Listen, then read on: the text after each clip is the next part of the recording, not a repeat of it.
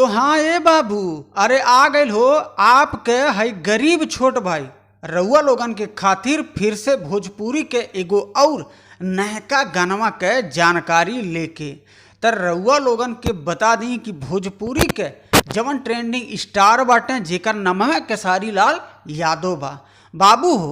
आ उन्हीं के एगो और नयका गाना आ रहल बा। आ वही नयका गानवा के अपडेट जानकारी आपके हई गरीब छोट भाई लेके आ गइल बा, जवन की हर दिन आप सबके खातिर कोशिश करला कि नया नया गाना जितना भी आवता भोजपुरी इंडस्ट्री से रउआ लोगन तक पहुँचावत रही।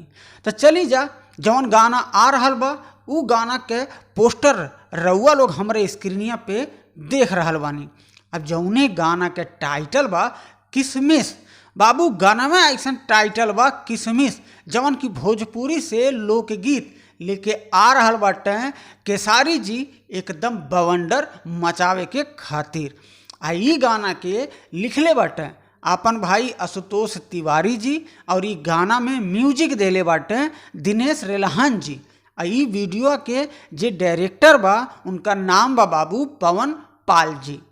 तो रउआ लोगन के बता दें कि काल है 6 सितंबर होखे वाला बा। आ कल दिन है शनिवार।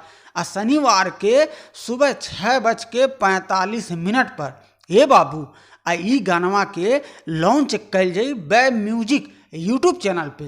तो रउआ लोग बनल रही जा और आप सबके वीडियो हमार पसंद आवत तो वीडियो को लाइक जरूर करी जा और चैनलवा पे रउआ लोग नया बानी तो सब्सक्राइब करके बेल आइकन घंटियों के जल्द से जल्द दबा दी जा।